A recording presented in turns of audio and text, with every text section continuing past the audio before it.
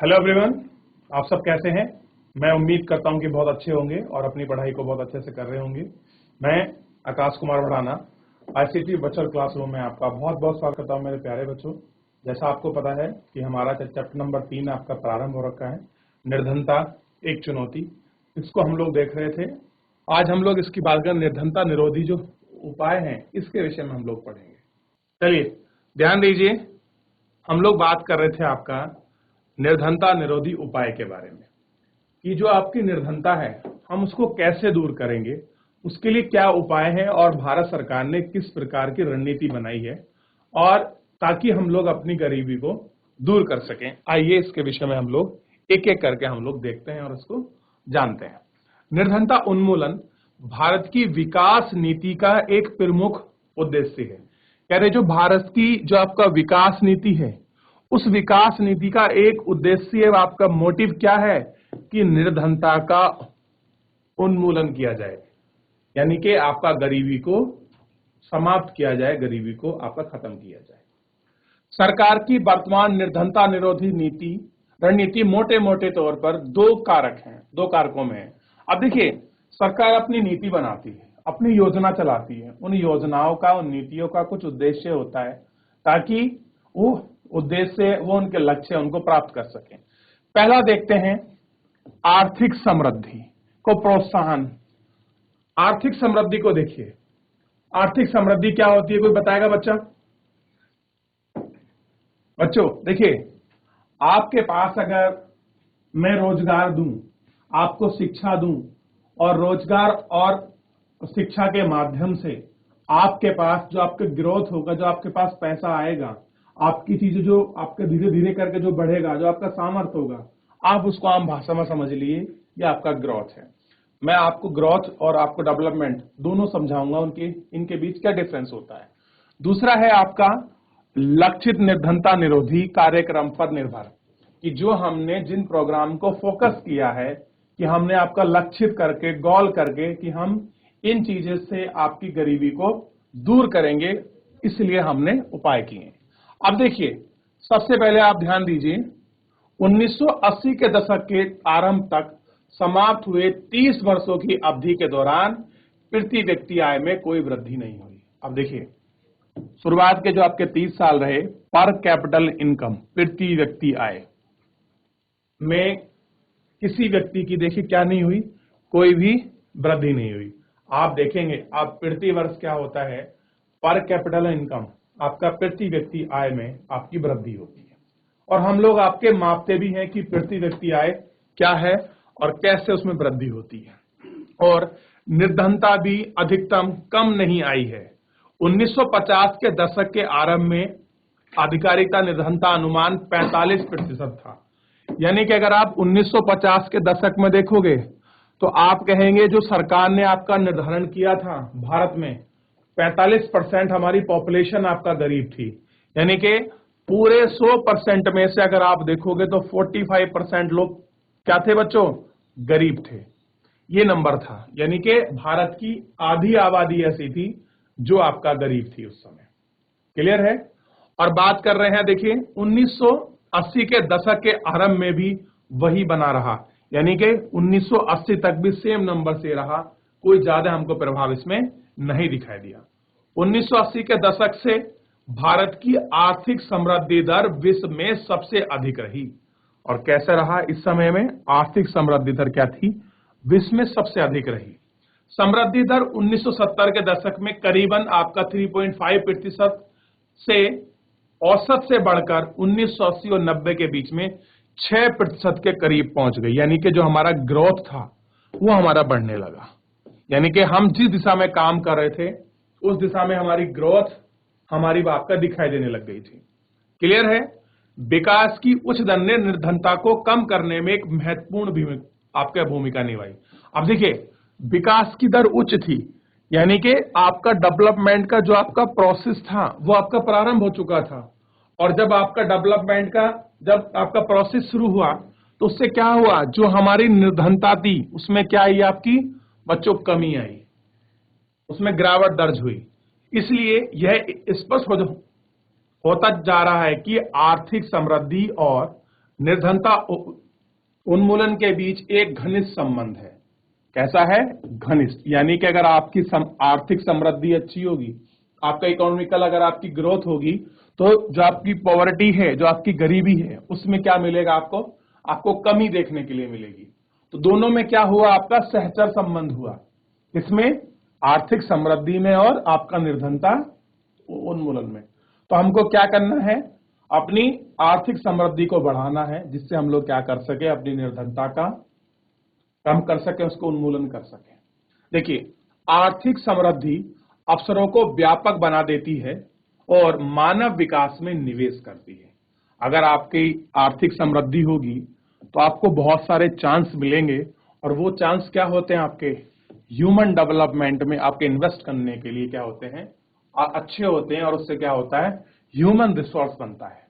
क्या होता है? संसाधन आपको उपलब्ध कराती है। यह शिक्षा में निवेश से अधिक आर्थिक प्रतिफल पाने की आशा में लोग अपने बच्चों को लड़कियों सहित स्कूल में भेजने के लिए प्रोत्साहित करते हैं। अब देखिए, आपको आज क्यों भेजा जा रहा है? आपको स्कूल क्यों भेजते हैं? ताकि आज आप पे हम लोग कुछ आपका निवेश करें, आप पर इन्वेस्टमेंट कर रहे हैं। देखिए, शिक्षा में निवेश ही तो होता है।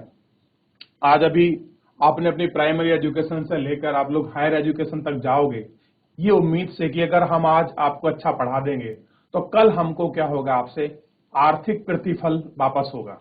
जैसे कोई आपका टीचर बनेगा, कोई डॉक्टर बनेगा, क्लियर है, कोई आपका इंजीनियर बनेगा, कोई आपका पॉलिटिशियन बनेगा, कोई आईएएस अफसर बनेगा, कोई आपका पीसीएस अफसर बनेगा, और ना जाने कोई वैज्ञानिक, सब जाएंगे अलग अलग आपके क्षेत्रों में। तो आज जो आप पर मेहनत की जा रही है, जो पैसा आपके खर्च किया जा रहा है, जो आप पे निवेश किया जा रहा है, कल उसका प्रतिफल हमको प्राप्त होगा। क्लियर है? और आप क्या बनेंगे? एक संसाधन के रूप में हमारे सामने मिलेंगे। यही आशा के साथ हम लोग तो आपको पढ़ा रहे हैं। आगे देखिए, यद्यपि यह संभव है कि आर्थिक विकास से सर्जित अवसरों से निर्धन लोगों को प्रत्यक्ष लाभ नहीं उठा सके, इसके अतिरिक्त कृषि क्षेत्र में समृद्धि अपेक्षा से बहुत कम रही। अब देखिए, जो लोग हैं आपके संभवतः जब उनका आर्थिक विकास था तो उससे वो क्या नहीं कर सके? जो आपके निर्धन लोग हैं वो प्रत्यक्ष लाभ नहीं उठा सके, सीधा लाभ उनको नहीं मिला उस इकोनॉमिकल आपका डेवलपमेंट से। इसके अतिरिक्त हम बात करें एग्रीकल्चर क्षेत्र में जितना आपकी ग्रोथ होनी चाहिए थी, क्लियर है, वो उतनी ग्रोथ हम लोगों को आपका देखने के लिए नहीं मिली। और निर्धनता पर इसका क्या पड़ा? प्रत्यक्ष प्रभाव पड़ा, क्योंकि निर्धन लोग का एक बड़ा भाग गांव में रहता था। कहां रह रहे हैं आपके निर्धन लोग? गांव में। देखिए, गांव में मुख्य आजीविका आज भी और पहले के समय भी आपका कृषि बनी हुई है। कृषि पर देश की जितनी ग्रामीण आपकी जनसंख्या है, अधिकतर बच्चों आपके 95% आपका वहीं डिपेंडेबल है। चाहे वो अपने एग्रीकल्चर करके अपना जीवन भरण पोषण कर रहे हो, या फिर आर्थिक आपका श्रमिक बन के वहां काम कर रहे हो, किसी न किसी रूप में प्रत्यक्ष अप्रत्यक्ष रूप से वो बेस ऑन एग्रीकल्चर ही है आज भी। क्लियर है? और कृषि पर ही क्या है? उनका आश्रय है, और कृषि पर ही वो कैसे हैं? आश्रित आपका बने हुए हैं। अब देखिए, इन परिस्थितियों में लक्षित निर्धनता निरोधी कार्यक्रम की स्पष्टता की आवश्यकता थी। अब देखिए, जैसी कंडीशन हमारे सामने है तो हमको क्या करना पड़ेगा? हमको फोकस करना पड़ेगा, हमको लक्षित करना पड़ेगा कि हम आपका निर्धनता को कैसे खत्म करें, और कौन कौन से प्रोग्राम यानी कि कार्यक्रम की आवश्यकता होगी जिससे गरीबी पूरी तरह से क्या हो जाए? दूर हो जाए। यद्यपि अनेक योजनाएं हैं जिनको प्रत्यक्ष या परोक्ष रूप से आपका निर्धनता कम करने के लिए बनाया गया था। अब कह रहे कि सरकार ने कुछ ऐसी योजनाएं बनाई हैं, बहुत सारी योजनाएं हैं जो सीधा क्या करती थी? आपका गरीबी को, आपका निर्धनता को कम करने के लिए काम कर रही थी। आइए, कौन कौन सी वो योजना है उनके विषय हम लोग आपका पढ़ते हैं, और आपको ग्रामीण स्वरूप में ही देखने के लिए मिलेंगी। क्लियर है? आप इनके विषय में जान भी सकते हैं कि ये योजना जो हमने आज पढ़ी है हमारे गांव में क्रियान्वयन इनका है कि नहीं है।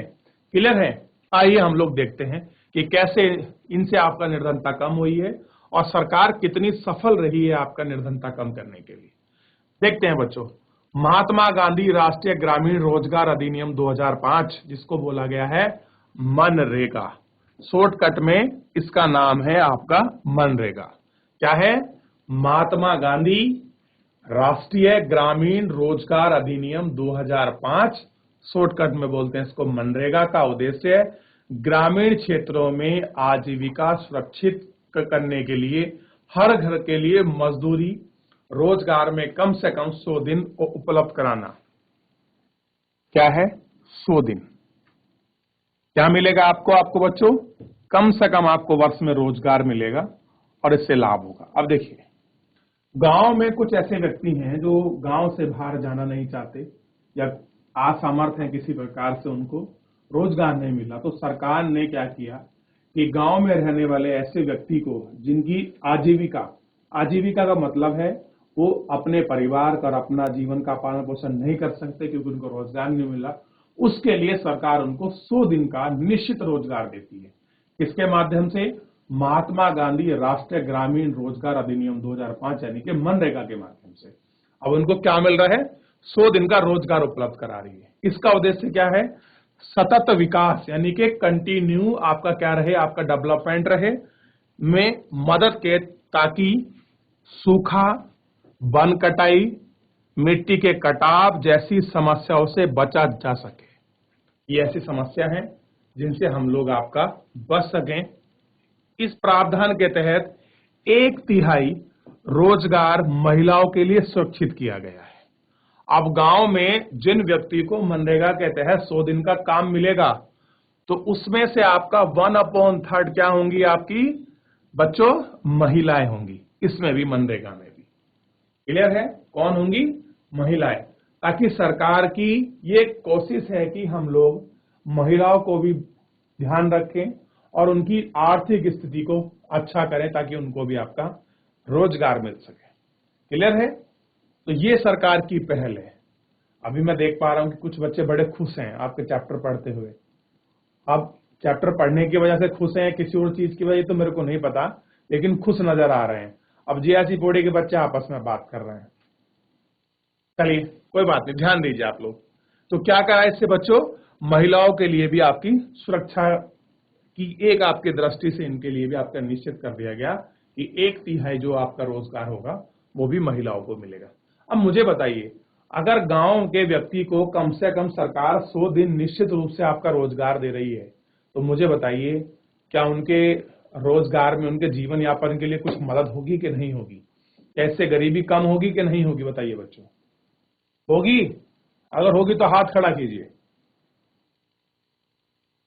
बहुत बढ़िया। अच्छा, हाथ नीचे करिए। मुझे ये भी बताइए, क्या आपके गांव में, आपके पास पड़ोस के गांव में मनरेगा है कि नहीं है? है तो हाथ खड़ा कीजिए और आप इसके बारे में अगर जानते हैं तो बच्चों कहीं ना कहीं आपका मनरेगा हमारी गरीबी को दूर करने में बहुत हद तक आपका सफल रही है। आइए आगे देखते हैं थोड़ा सा।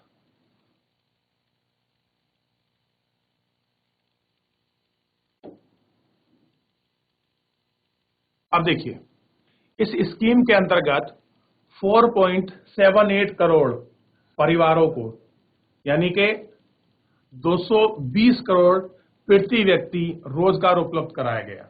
अब देखिए, एक बहुत बड़ा नंबर है।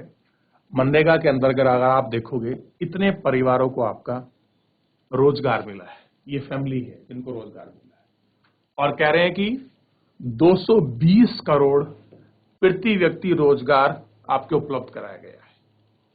इस योजना के अंतर्गत अनुसूचित जाति और अनुसूचित जनजाति एवं महिलाओं को का हिस्सा है। 23% कौन होंगे इसमें? आपका अनुसूचित जनजाति यानी कि एससी के लोग होंगे। 17% आपका ये होगा इसमें अनुसूचित जनजाति और 53% आपकी महिलाएं हैं। औसतन रोजगार वर्ष 2006-07 में 65 रुपए से बढ़ाकर आपका 132 रुपए कर दी गई। 2000 आपके 13-14 में ये चीज आपकी लागू हुई। हाल ही में मार्च 2018 में विभिन्न राज्यों में अकुशल मैनुअल श्रमिकों के लिए मजदूरी दर आपका संशोधित कर दी गई। इन राज्यों एवं संघ शासित प्रदेशों में मजदूरी की सीमा परस्पर 281 रुपए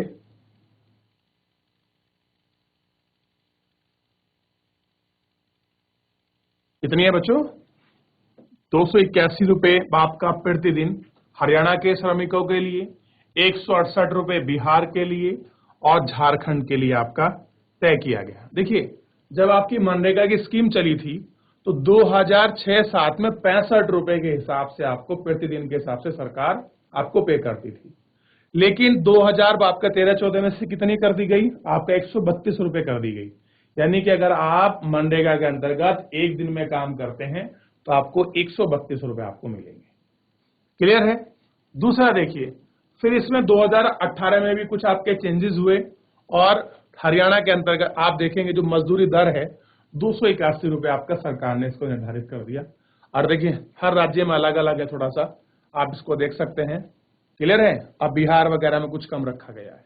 आइए आगे देखते हैं थोड़ा सा।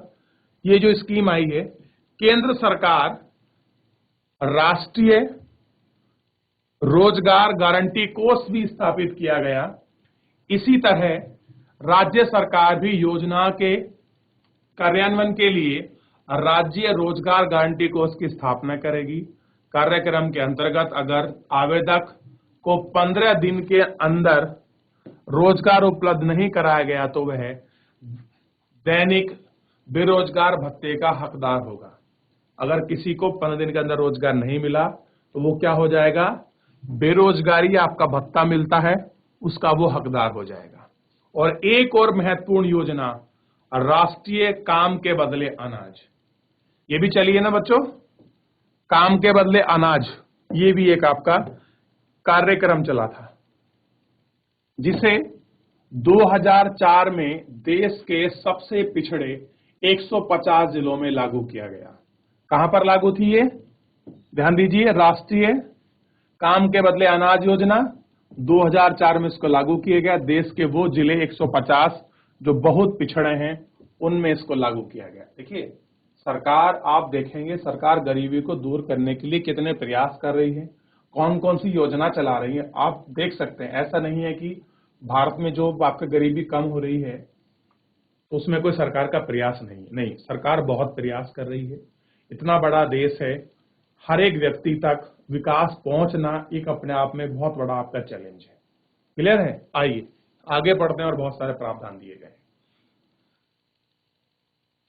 यह कार्यक्रम उन सभी ग्रामीणों के लिए है जिन्हें मजदूरी पर रोजगार की आवश्यकता है और जो अकुशल शारीरिक काम करने के इच्छुक हैं। इसका क्रियान्वयन 100% केंद्रीय वित्त पोषित कार्यक्रम के रूप में है। अब देखिए इसमें कुछ चीज आया, 100% केंद्रीय वित्त पोषित, यानी कि इसका पूरी फंडिंग, इसका पूरा पैसा कौन देती है, केंद्र सरकार देती है, सेंट्रल गवर्नमेंट इसको पे करती है। यानी कि राज्य सरकार का इसमें कोई लेन देना नहीं है, सब कुछ पैसा आपका सेंट्रल गवर्नमेंट देती है। क्लियर है? ये आपको ध्यान रखना है। आगे देखिए आप लोग, राज्यों को खाद्यान्न निःशुल्क उपलब्ध कराया जाए। एक बार NREG लागू होने के बाद काम के बदले अनाज NDFWP राष्ट्रीय कार्यक्रम भी इस कार्यक्रम के अंतर्गत आ गया। अब देखिए एक और योजना चलाई गई थी, इसको थोड़ा सा ध्यान रखिएगा आप लोग, प्रधानमंत्री रोजगार योजना। यह एक अन्य योजना है जिसे 1993 में आपका 93 में इसको आरंभ किया गया। इस कार्यक्रम का उद्देश्य ग्रामीण क्षेत्रों और छोटे शहरी शिक्षित रोजगार आपके युवाओं के लिए स्वरोजगार के अवसर का आपका सृजन करना था। यह लघु व्यवसाय और उद्योग स्थापित करने की सहायता थी। अब देखिए जो आपके पढ़े लिखे युवा हैं, जो आपके शिक्षित युवा हैं, अगर उनको रोजगार चाहिए और कुछ अपना आपका रोजगार करना चाहते हैं, कुछ उद्योग वगैरह, कुछ लघु व्यवसाय आपका करना चाहते हैं, तो ऐसे में प्रधानमंत्री रोजगार योजना उनके लिए हेल्पफुल थी और स्पेशली उनके लिए ही आपकी बनाई गई थी। ग्रामीण रोजगार सृजन कार्यक्रम का आरंभ, एक और योजना थी, कौन सी, ग्रामीण रोजगार सृजन कार्यक्रम 1995 में किया गया। इसका उद्देश्य ग्रामीण क्षेत्रों, ध्यान दीजिए, और छोटे शहरों में स्वरोजगार के अवसरों का आपका सृजन करना था। अब देखिए कितनी योजनाएं चला रही है सरकार ताकि गरीबी को हम लोग आपका दूर कर सकें, हम उसको देख सकें। क्लियर है? मान लीजिए आपकी परीक्षा में आ जाए कि सरकार द्वारा आप गरीबी को दूर करने के लिए कौन कौन सी योजना चलाई गई, आप सीधा इनका नाम लिख दीजिए, आपका आंसर कंप्लीट हो जाएगा। देख लीजिए आप इनको। बच्चों हो गया? चलिए थोड़ा सा आगे देख लेते हैं। देखिए 10वीं पंचवर्षीय योजना के कार्यक्रम के अंतर्गत 25 लाख नए रोजगार का अवसर सृजित करने का लक्ष्य रखा। स्वर्ण जयंती ग्राम स्वरोजगार योजना का आरंभ 1999 में किया गया। इस कार्यक्रम का उद्देश्य सहायता प्राप्त निर्धन परिवारों को स्वयं सहायता समूह में संगठित कर बैंक ऋण सरकारी सहायता योजना द्वारा निर्धनता रेखा से ऊपर लाना था। देखिए आपने गांव में समूह सुने हैं? समूह, गांव के कुछ महिलाएं आपस में पैसे इकट्ठी करती हैं, फिर उसको जमा करती हैं, फिर बैंक से ऋण लेती हैं, बहुत कम ब्याज दर उनको ऋण मिलता है, फिर वो वापस करते हैं। ये आपकी यही वाली योजना है। वो क्लियर है? सुना होगा ना बच्चों? कितने बच्चों ने सुना है कि आपका समूह चल रहा है हमारे गांव में? हाथ खड़ा कीजिए। कितनों बच्चों को पता है कि हमारे गांव में समूह है? बहुत बढ़िया, चलो आप कम से कम परिचित तो हैं। अब देखिए प्रधानमंत्री ग्रामोदय योजना 2000 में आरंभ की गई। इसके अंतर्गत प्राथमिक स्वास्थ्य, प्राथमिक शिक्षा, ग्रामीण आश्रय, ग्रामीण पेयजल और ग्रामीण विद्युतीकरण। आप देखेंगे सभी गांव में आपके प्राथमिक हेल्थ सेंटर बनाए गए थे, कुछ गांव में होंगे, और प्राइमरी एजुकेशन सेंटर खोले गए, प्राइमरी स्कूल। गांव में सरकारी नल लगाए गए, पानी की टंकी आई, लाइट आई। ये सब किसके तहत हुआ बच्चों? प्रधानमंत्री ग्रामोदय योजना के तहत हुआ। कब? 2000 में। तो जितनी भी योजना आ रही है आपको उनको प्रत्यक्ष अप्रत्यक्ष लाभ मिल रहा है। वो आज आप देख रहे हैं कि किस योजना के तहत हमें लाभ मिला। बताइए गांव में स्वच्छ पेयजल मिलता है कि नहीं मिलता है? पानी की व्यवस्था कर दी गई है। देखिए पहाड़ों में भले ही आपका सरकारी नल ना हो, लेकिन आप प्लेन में आप देख सकते हैं पानी की टंकी की व्यवस्था की गई है। बिजली की जो आपकी लाइट और खंबे हैं वो आपके गांव में लगाए गए हैं। क्यों? ताकि लोगों को ये सारी चीजें क्या हो सके, मुहैया हो सके, यह सारी चीजें आपका प्राप्त हो सके। सरकार की ये जिम्मेदारी रही है। आगे देखिए, जैसी मूलभूत सुविधाओं को राज्य के अतिरिक्त केंद्र सहायता प्रदान करती है, और जो भी मूल सुविधाएं और कुछ सहायता चाहिए केंद्र के अलावा, राज्य के अलावा आपको केंद्र उनकी हेल्प करेगी। एक और महत्वपूर्ण योजना थी अंत्योदय अन्न योजना, और इसके बारे में आप कहां पढ़ोगे? अगले अध्याय में पढ़ोगे। अच्छा मुझे बताइए बच्चों, गांव में कुछ ऐसे व्यक्ति होंगे जो बिल्कुल निर्धन होंगे और उनके पास एक लाल रंग का आपका राशन कार्ड होगा। उस राशन कार्ड को दिखाइए अपने कंट्रोल की दुकान पर, और निःशुल्क चावल, गेहूं, चीनी, दाल, तेल, नमक सब आपका फ्री मिलता है। देखा है बच्चों आपने ऐसे अंत्योदय अन्न योजना में? गांव में सुना है ना? अब देखिए कार्ड के भी आपके कलर होते हैं। एक रेड कलर का होगा, वो कार्ड किसका है? अंत्योदय अन्न योजना का कार्ड है, उन्हें पैसे नहीं पे करने पड़ते।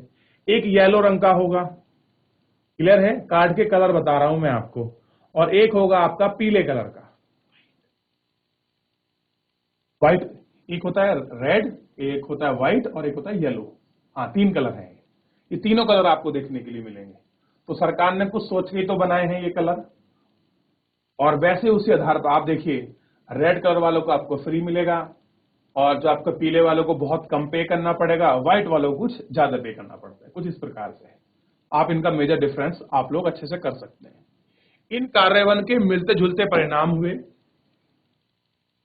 तो इनके काम प्रभावी होने का एक मुख्य कारण उचित क्रियान्वयन और सही ढंग से लक्ष्य निश्चित करने की कमी। और अच्छा हो सकता था, लेकिन जिस तरह से काम करना चाहिए था वो नहीं हुआ, जिस तरह से लक्ष्य को गोल करना चाहिए था वो भी नहीं हुआ।